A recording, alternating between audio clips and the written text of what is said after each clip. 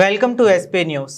రాజమహేంద్రవరం విద్యుత్ short circuit కారణంగా బట్టల వ్యాపారి కాలే చిన్నికి జరిగిన నష్టాన్ని ప్రభుత్వం భర్తీ చేయాలని మాజీ ఎంపీ వైఎస్ఆర్సీపీ జాతీయ అధికార ప్రతినిధి మార్గాని భరత్రామ్ డిమాండ్ చేశారు. స్థానిక కోటగుమ్మం సెంటర్ సమీపంలో మెయిన్ రోడ్డులో చిన్నికి చెందిన టాప్స్ కార్నర్ బట్టల దుకాణంలో షార్ట్ సర్క్యూట్ కారణంగా అగ్ని ప్రమాదం సంభవించి షాపు దగ్ధం కావడం తెలుసుకుని మాజీ ఎంపీ మార్గాని భరత్ అక్కడకు చేరుకొని పరిశీలించారు.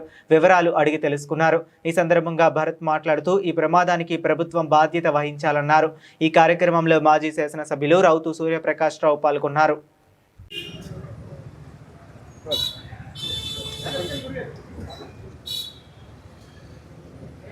ఈ రోజున రాజమహేంద్రవరంలో మెయిన్ రోడ్డుకి సంబంధించి ప్రధానంగా చూస్తే ఇక్కడ మెయిన్ రోడ్లో షార్ట్ సర్క్యూట్తో ఒక బట్టల షాపు మా వైఎస్ఆర్ కాంగ్రెస్ పార్టీ సీనియర్ నాయకులైన కాలే చిన్నికి సంబంధించి 3 అంతస్తుల యొక్క భవనము షాపు తగలబడిపోవడం జరిగింది. ఇప్పుడే ఎలక్ట్రిక్ డిపార్ట్మెంట్ ఎస్సీ గారితో కూడా మాట్లాడాం. మీరు గతంలో కూడా మీరు మీడియా ముఖంగా మీరు మాట్లాడడం జరిగింది, స్టేట్మెంట్ ఇవ్వడం జరిగింది. షార్ట్ సర్క్యూట్లు అవుతున్నాయి, పవర్ ఫ్లక్చువేషన్ వస్తుంది, దానికి తగ్గట్టు ట్రాన్స్ఫార్మర్లు మేము ఎక్స్పెక్ట్ చేయలేదు, ఇంత పవర్ యూసేజ్ వస్తుందని కూడా మీరే స్వయంగా చెప్పడం కూడా జరిగింది.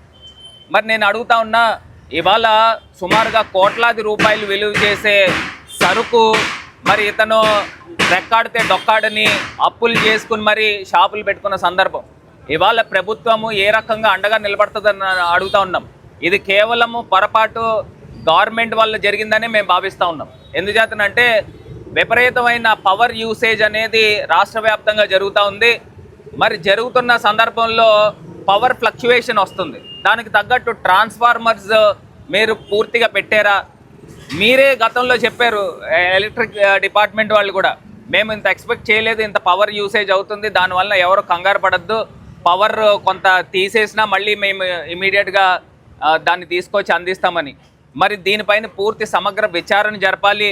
మరి ఏదైతే బాధితుడికి పూర్తిగా అండగా ప్రభుత్వం నిలబడాలి, ఈయనకి ఏదైతే నష్టం జరిగిందో ఆ నష్టాన్ని భర్తీ చేయాలని ఇవాళ వైఎస్ఆర్ కాంగ్రెస్ పార్టీ తరఫున డిమాండ్ చేస్తూ ఉన్నాము. ఖచ్చితంగా ఇది ప్రభుత్వ వైఫల్యంగా మేము పరిగణిస్తూ ఉన్నామని ఈ సందర్భంగా తెలియపరుస్తున్నాం.